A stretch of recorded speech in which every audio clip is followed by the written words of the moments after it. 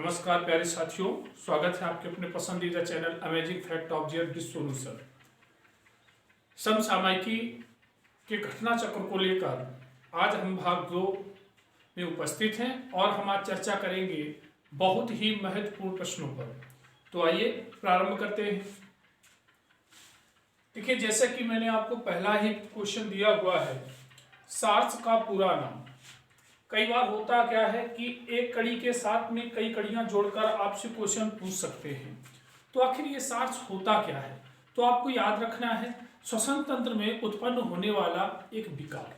श्वसन तंत्र में उत्पन्न होने वाला एक विकार, या हम कह सकते हैं कि कोरोना जो महामारी आई हुई है वो कहीं ना कहीं इस सार्स से संबंधित है। तो सार्स का पूरा नाम आपका एक क्वेश्चन बायोलॉजी में बन सकता है। तो यहां से आपको एक पॉइंट कवर कर लेना है। इसका पूरा नाम है सीवियर एक्यूट रेस्पिरेटरी सिस्टम। फिर से सुन लीजिए, सीवियर एक्यूट रेस्पिरेटरी सिंड्रोम। तो ये थोड़ा सा ध्यान रखिएगा, ठीक है। तो सार्स का क्या हो जाएगा?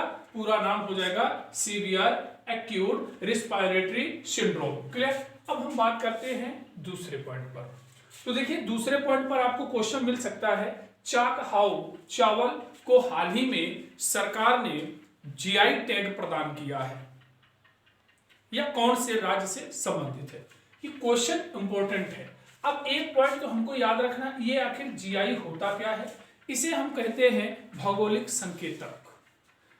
यानी अगर हम भौगोलिक संकेतक की महत्व को देखें, उसके स्वरूप को देखें, तो चीजें हमारे समझ में आ जाएंगी। तो देखिए, जो हमारा जियोग्राफिकल आइडेंटिफिकेशन होता है, ये होता क्या है? जियोग्राफिकल आइडेंटिफिकेशन में किसी विशिष्ट क्षेत्र का प्रतिनिधित्व करने वाली वस्तुओं को ये प्रदान किया जाता है। अब उसके प्रदान करने से क्या फायदे हो सकते हैं? तो जिस वस्तु को जीआई टैग प्रदान किया जाता है उसका एक सामरिक क्षेत्र होता है और वह अत्यधिक मात्रा में संरक्षित या उत्पादित की जाती है। तो ये पॉइंट आपको समझ में आया होगा। अब देखिए, यहां से एक पॉइंट और इंपॉर्टेंट है कि आखिर जीआई टैग कितने वर्षों के लिए दिया जाता है। तो जीआई टैग 10 वर्षों के लिए, किसी भी फसल को आप ले लीजिए तो ये 10 वर्षों के लिए क्या होती है? मान्य होती है। जीता जागता अगर हम उदाहरण की बात करें तो भारत के कौन से राज्य में, अब देखिए क्वेश्चन हो सकता है, भारत के कौन से राज्य में कश्मीर का उत्पादन होता है? तो यहां पर आपको ध्यान रखना है, कश्मीर का उत्पादन जम्मू कश्मीर में होता है और हाल ही में जम्मू कश्मीर यानी कश्मीरी केसर को भी जीआई टैग प्रदान किया गया है। अब यहां से पॉइंट और आपका बन सकता है कि केसर का कौन सा भाग उपयुक्त में, या हम कह सकते हैं केसर का कौन सा भाग महत्वपूर्ण होता है या खाने योग्य होता है? तो देखिए, जो इसका भाग होता है वो होता है आपका वत्रिकाग्र। यानी वत्रिकाग्र जो हमारा है ये यूज में लाया जाता है। तो एक पॉइंट हमारा यहां से क्या हो सकता है? कवर हो गया। चले और दूसरे की बात कर लेते हैं। तो देखिए, चाक हाउ चावल। तो चाक हाउ चावल को हाल ही में जीआई टैग दिया गया है और ये जीआई टैग दिया गया है मणिपुर में उत्पादित होने वाले चावल के लिए। अब देखिए, कहीं कहीं इसे काला चावल के रूप में भी जाना जाता है। तो कई बार ये क्वेश्चन घुमा के भी पूछा जा सकता है कि हाल ही में मणिपुर में चाक हाउ चावल को जीआई टैग दिया गया है जिसे काला चावल कहा जाता है।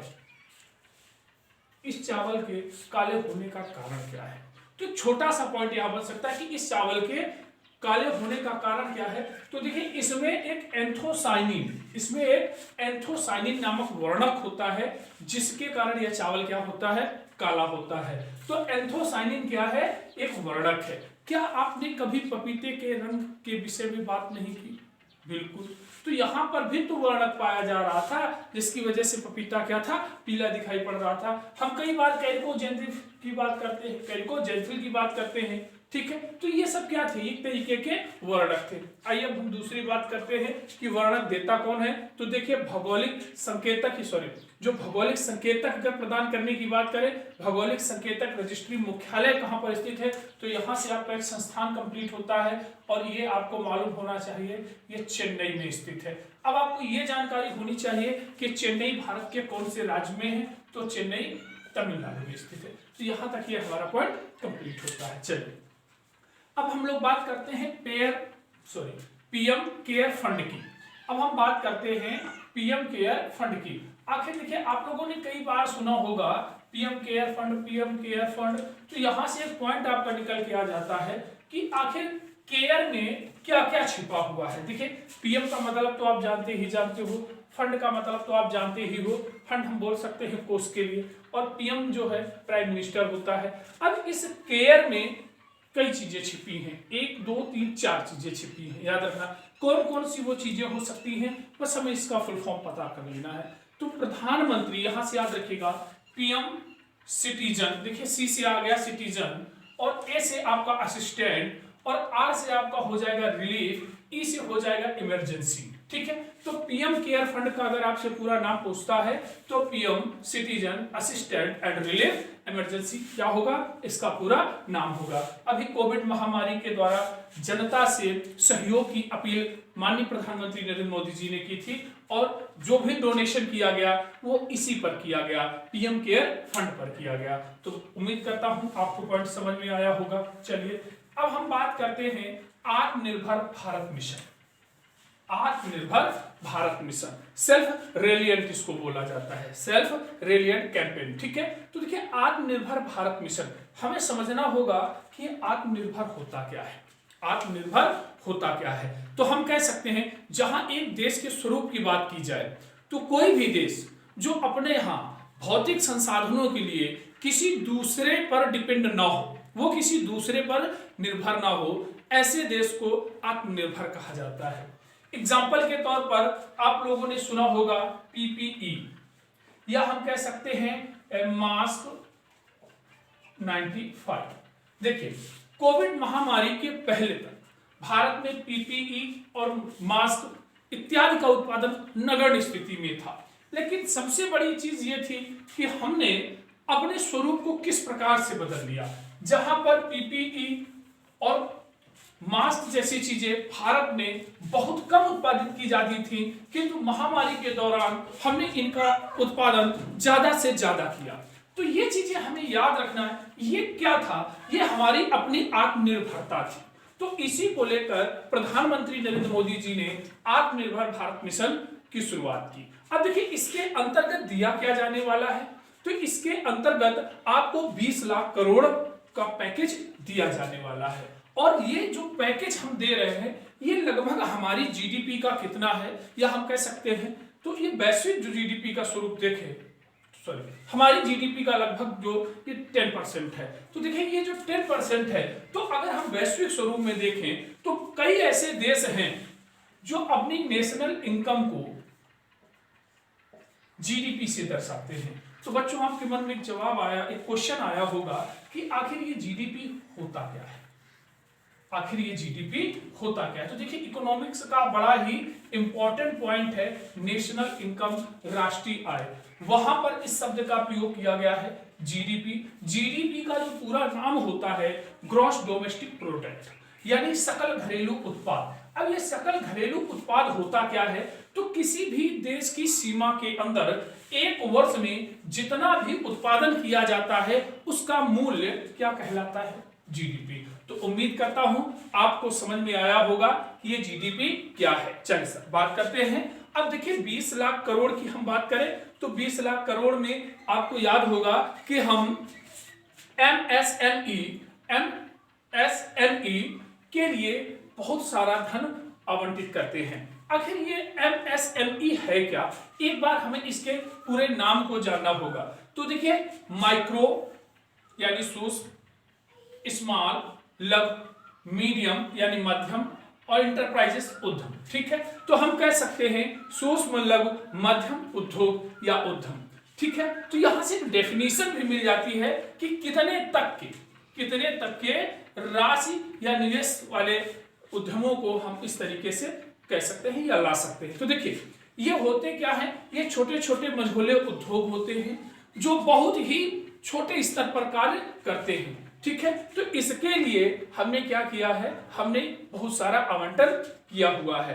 क्या भारतीय संविधान में इन उद्योगों के प्रोत्साहन की बात की जाती है, तो जी हां, भारतीय संविधान में इन उद्योगों के प्रोत्साहन की बात की गई। चूंकि आपको मालूम है भारतीय संविधान का भाग 4 राज्य के नीति निर्देशक तत्व, और आपको याद होगा राज्य की नीति निर्देशक तत्व का जो उद्देश्य है वो है लोक कल्याणकारी राज्य की स्थापना करना।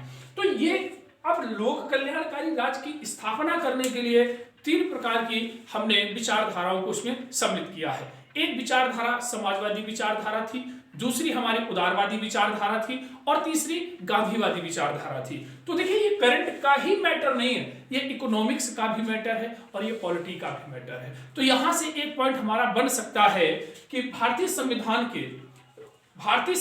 के कौन से भाग में कुटीर उद्योग प्रोत्साहन दिया गया है। तो आप बता सकते हो संविधान के 22 भागों में से भाग नंबर 4 में कुटीर उद्योगों का प्रोत्साहन की बात की गई है, यानी राज्य के नीति निर्देशक तत्वों में इसकी बात की गई है। कौन से आर्टिकल में की गई है?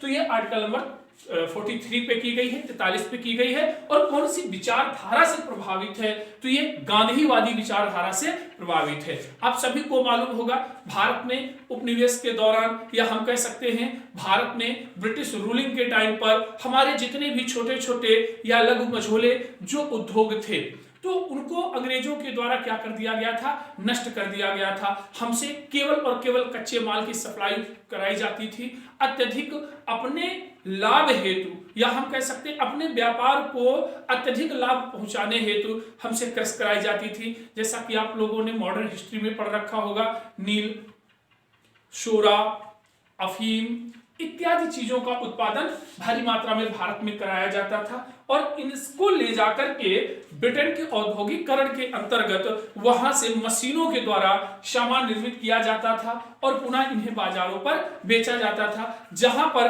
भारत में यह भी शर्तें ला दी गई थी कि आप माल हमसे ही खरीदोगे और आप कच्चा माल भी हमें ही दोगे। तो ये कंडीशनें जब हम पर लागू हो गई तो हमारे फिर उद्योग चल नहीं पाए। इसीलिए गांधी जी ने अनुच्छेद 43 के अंतर्गत गांधी जी की विचारधारा को सम्मिलित कर लिया गया। तो ये चीज आपको याद रखना है। कुटीर उद्योग का प्रोत्साहन अगर आपसे पूछा जाएगा, चूंकि चर्चा में रहेगा, तो याद रखिए वो अनुच्छेद 43 पर रहेगा। अब देख लेते हैं कि आखिर सूक्ष्म उद्योग क्या होते हैं। 1 करोड़ तक की जिनकी क्षमता है वो माइक्रो में आते हैं, और जिनमें 1 से लेकर 1 करोड़ से 10 करोड़ तक की जिनमें क्षमता हो वो स्मॉल के अंतर्गत आते हैं, और 20 करोड़ तक की सीमा तक मीडियम में आते हैं। अब इनमें अगर हम निवेश की बात करें कि सूक्ष्म उद्योग में कितनी राशि निवेश की जा सकती है, तो 1 करोड़ से 5 करोड़ के बीच में इनमें राशि निवेश की जाती है। अगर आपने इसको बढ़ा दिया, यानी 10 करोड़ से 50 करोड़ तक अगर आप निवेश करते हैं तो फिर वो स्मॉल हो गया, और 20 करोड़ से आप अगर 100 करोड़ तक इसमें इन्वेस्ट करते हैं तो फिर वो आपका मीडियम हो गया।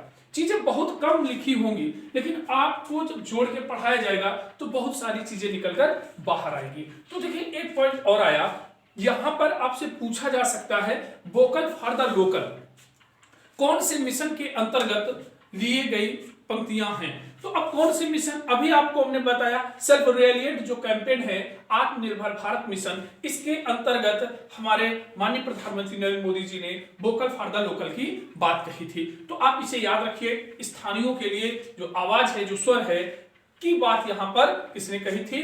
प्रधानमंत्री नरेंद्र मोदी जी ने। अब नेक्स्ट क्वेश्चन पर बात करते हैं पीपीई। देखिए बच्चों, आपने कई बार सुना होगा इस शब्द का प्रयोग, पीपीई। आखिर ये पीपीई है क्या? तो अभी आपको मैं चित्र भी अंकित करके बता देता हूं। आपने देखा होगा कि डॉक्टर पूरी एक पोशाक, व्हाइट कलर की या ब्लू कलर की पूरी एक पोशाक धारण किए होते हैं वायरस से बचने के लिए, उसको ही हम पीपीई बोलते हैं।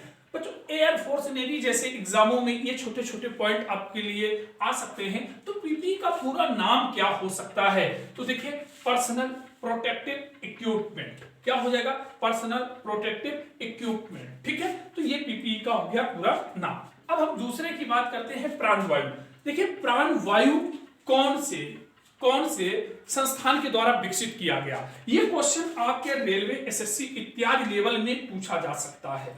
तो याद रखिए, प्राणवायु हमारे आईआईटी रुड़की के द्वारा विकसित किया हुआ एक वेंटिलेटर है, जो बहुत ही सस्ता वेंटिलेटर है। आपको याद होगा हमारे पास ऐसे संसाधनों की कमी रही है, हम किसी ना किसी पर डिपेंड रहे हैं। अभी आपने सुना होगा कि हमारे यहाँ ट्रंप ने घोषणा की या हमारे देश में वेंटिलेटर भेजने की घोषणा की थी और उन्होंने हमसे कुछ दवाएं भी मांगी थी। पहले तो भारत के प्रधानमंत्री जी ने थोड़ा सा नानुकुर किया, किंतु मानवता के सिद्धांत को देखते हुए, मानवतावादी आदर्शवादी सिद्धांत को अपने साथ जोड़ते हुए उन्होंने क्या किया कि उनकी बात को मान लिया।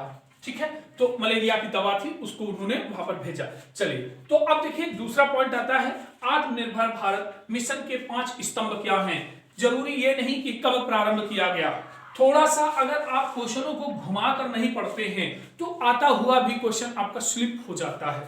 ज्यादातर लोग इसके आंकड़ों पर लगे होंगे, ज्यादातर जो आपको पढ़ाया जा रहा है इसके आंकड़ों पर लगे होंगे, लेकिन पहले हमें कीवर्ड समझ लेना है। अगर हमने कीवर्ड को पकड़ लिया तो हमारा काम हो जाएगा। तो देखिए यहां पर एक शब्द आता है इकोनॉमी, दूसरा आता है इंफ्रास्ट्रक्चर, और तीसरा शब्द आ जाता है सिस्टम, और चौथा शब्द आ जाता है डेमोग्राफी। एक बार फिर से आप लोग देख लीजिएगा, यहां पर 5 शब्दों का प्रयोग किया गया है, इकोनॉमी, इंफ्रास्ट्रक्चर, और इंफ्रास्ट्रक्चर के साथ में सिस्टम, और सिस्टम के बाद में डेमोग्राफी, और डेमोग्राफी के बाद में अगर आपसे पूछा जाएगा तो आपको बताना होगा डिमांड। क्या बताना होगा? डिमांड। इसी तरीके से आपने और भी 4 शब्दों को सुना था। एक शब्द था लैंड, दूसरा शब्द था लिक्विडिटी। लिक्विडिटी का तात्पर्य आप इकोनॉमिक्स से तरलता से पढ़ेंगे तो था लिक्विडिटी, और लिक्विडिटी के बाद एक शब्द आया था लेबर, और लेबर के बाद एक शब्द आया था लॉ। अब देखिए बच्चों होता क्या है, मान लीजिए जैसे डिमांड शब्द है तो डिमांड को छिपा लिया जाएगा। ठीक है, डिमांड को छिपा लिया जाएगा। 4 विकल्प होंगे, 4 में से एक को छिपा लेंगे। अब हो सकता है यहां पर कोई भी एक शब्द दे दें, जैसे एक शब्द हम दे सकते हैं डिजास्टर, एक शब्द हम क्या दे सकते हैं डिजास्टर। अब देखो बच्चे को पकड़ में ही नहीं आएगा कि क्या था क्या नहीं था। मान लेते हैं पहला विकल्प इकोनॉमी, दूसरा इंफ्रास्ट्रक्चर, तीसरा सिस्टम और चौथा डिजास्टर। अब आप परेशान घूम रहे हैं, आपने बहुत सारा आत्मनिर्भर भारत मिशन पढ़ा है, बहुत सारी चीजें इसके बहुत सारे डाटा आपने तैयार कर लिए। नहीं, पहले हमें ये देखना है कि इसमें कीवर्ड क्या यूज किया गया। तो इसमें जो कीवर्ड यूज किया गया था वो डिमांड यूज किया गया था। डिमांड क्या होता है? डिमांड मांग होती है। देखिए तो ये चीजें आपको ध्यान रखना है। इकोनॉमिक्स के वर्ड डेमोग्राफी जैसे आप लोगों ने पढ़ रखा है, डेमोग्राफी क्या होता है बता सकते हैं क्या? डेमोग्राफी हो गया, इंफ्रास्ट्रक्चर है। तो इन चीजों का अध्ययन आप करिए, एक एक लाइन एक एक आप पॉइंट पर जब अध्ययन करेंगे तो बहुत सारी चीजें आपकी आपस में जुड़ जाएंगी और फिर देखिएगा आप बड़ी आसानी के साथ क्वेश्चन कर पाओगे। ठीक है, तो इसी तरीके से 4 वर्ड मैंने और आपको बताया, जैसे कि पहला बता दिया, ठीक है, लेबर हो गया, लिक्विडिटी हो गया, और इसमें लैंड हो गया और लॉ हो गया। तो 4 शब्दों में से कोई एक शब्द छिपाया जा सकता है। नेक्स्ट पॉइंट पर अगर हम देखें, यहां पर एक आखिरी पॉइंट आता है आपका Y2K संकट कौन से वर्ष से संबंधित है। तो Y2K संकट कौन से वर्ष से संबंधित है? तो देखिए यहां लिखा हुआ है 2000। ठीक है, तो बच्चों सबसे पहले समझ लें कि Y2K था क्या।